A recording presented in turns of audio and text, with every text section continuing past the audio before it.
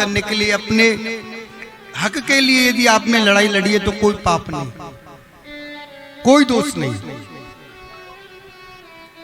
भाई आप एक बाप के 4 बेटे हैं, चारों को बराबर बराबर सब पिता ने दे दिया। अब पिता कहे कि बेटा सेवा मेरी कौन करेगा, तो क्या एक ही के भार बनेंगे पिता? चारों का दायित्व बनता है पिता की सेवा करने का, चारों को सेवा करनी चाहिए। वस्तुतः यदि चारों सेवा नहीं करें, अगर छोटा कर रहा है तो छोटे को कुछ ना कुछ लालच भी हो सकता है, पर कि कहीं पिता पे धन तो नहीं है, सेवा करो उनकी। एक छोटा सा दृष्टांत, ऐसे ही एक गांव में एक परिवार में और माँ बाप बेचारे वृद्ध हो गए, तो माँ तो बेचारी चली गई बच्चों की, पिता रह गए। अब पिता रह गए तो बच्चे सेवा नहीं किया करें, बड़ा दुखी रहने लगा, परेशान रहने लगा, टाइम से ना भोजन दिया करे, ना चाय कोई पूछा करे। एक दिन कहीं चला गया वो बेचारा वृद्ध निकल के पिता बच्चों का, तो मित्र मिल गए, 4 मित्रों ने पूछा भाई क्या हाल है? बानकी बेहाल है। कहना क्या चाहते हो बानकी? 4 बेटे हैं पर एक कोई पानी की नहीं पूछता है, नाती भी हैं, बहू है, पर कोई मेरे को ध्यान नहीं देता। बानी क्या किया जाए? बानकी आप ही बताओ। बानकी ऐसा करो, एक बक्सा खरीदो, सिंदूक। बानकी अच्छा, इसमें 10 सिक्के डालो, 10 सिक्के डालो, अब ले जाकर अपने कमरे में अंदर से गेट बंद कर लेना और उन 10 सिक्कों को बाहर निकाल कर और खूब तेजी तेजी से डाल डाल के गिनना। अब घर में आए वो दादाजी, घर का गेट अंदर से बंद कर लिया, 10 सिक्कों को बार बार निकाले, बार बार गेरे, बार बार निकाले, बार बार गेरे।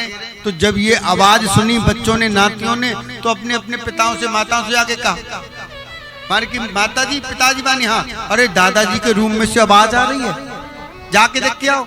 सब लोगों ने आके कान लगाए। अब कान लगाए जब चारों बहू ने, चारों बेटाओं ने, तो आवाज आए। भाई आपके जो लोहे के जो सिक्के होते हैं उनकी तो आवाज आई। बान के पिताजी में बहुत सारा धन है, अभी क्या किया जाए? बान की सेवा प्रारंभ करो। अब सब बड़ी बहू ने आवाज लगाई, पिताजी, मान की यहाँ गर्म पानी हो गया, स्नान कर लीजिए। आवाज आ गई ना, कान में पैसे की माया की ऐसी कारी नागनी है, सबको लुभाती है।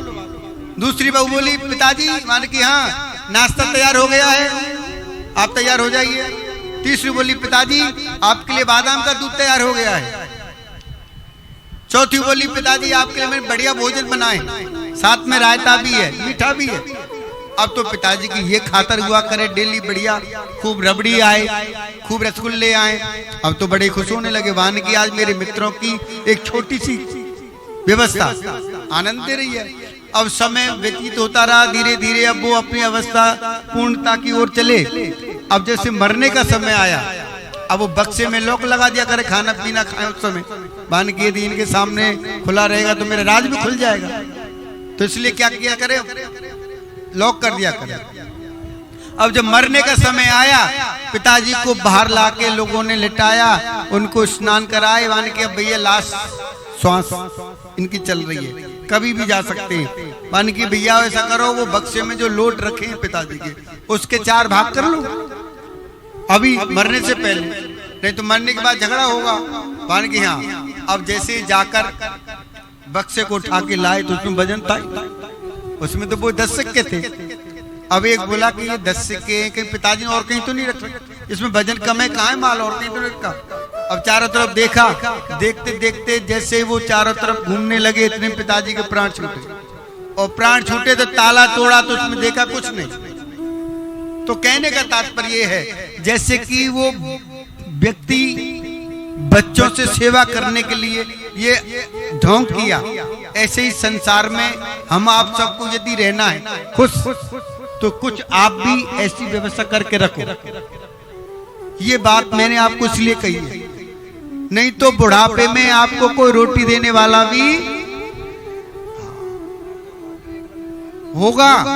और ऐसा हो रहा है, आजकल की बहुएं सास ससुर की सेवा कब तक करती हैं? जब तक उनके पास में दमड़ी है। और मैं आपसे निवेदन कर दूं आजकल की बहू बेटियों से और बहनों से कि जो अपने सास ससुर की सेवा नहीं करती, समझ लो सबसे बड़ा पाप कमा रही है, सबसे बड़ा पाप कमा रही है। क्यों कि आपको जो पति मिला है उन्हीं सास ससुर की कृपा से मिला है। उस पति की सेवा करने से आपको जो पुण्य मिल रहा है वो तो मिल ही रहा है, पर पति के माता पिता की सेवा करोगे तो और चौगुना फल मिलेगा, और चौगुना फल मिलेगा। लोग मंदिर में जाके जल चढ़ाते, लोटे चढ़ाते, ले जाके कहा तो खूब देवी जी को प्रसाद चढ़ाते।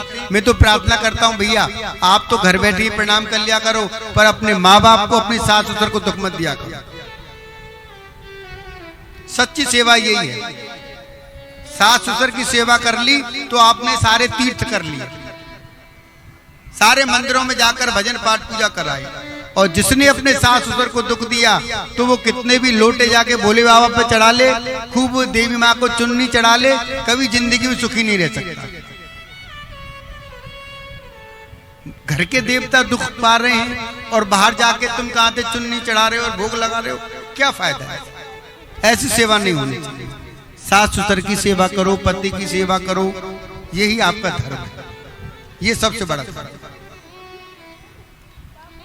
तो पिता में भीष्म ने बताया कि संसार में जो भी व्यक्ति जैसा करता उसको वैसा फल भोगना पड़ता है। पांडवों ने जब ये सब सुना तो पांडवों के नेत्र खुल गए और पिता में भीष्म को प्रणाम किया। और इधर में द्वारकाधीश को देखकर भगवान की सुंदर छवि को देख के पिता में भीष्म ने भी कहा, प्रभु अब मेरा अंतिम समय है, मैं केवल इतना कर दूं, इतना तो करना स्वामी, जब प्राण तन से निकले, गोविंद नाम पे लेकर ये प्राण तन से निकले, प्रभु इतनी कृपा करना कि जब भी मैं शरीर को इसको छोड़ूं तो आप मेरे सन्मुख हो। पर जाते जाते मेरी प्रार्थना है कि आप मेरी पुत्री का विवाह वरण आप कर लो।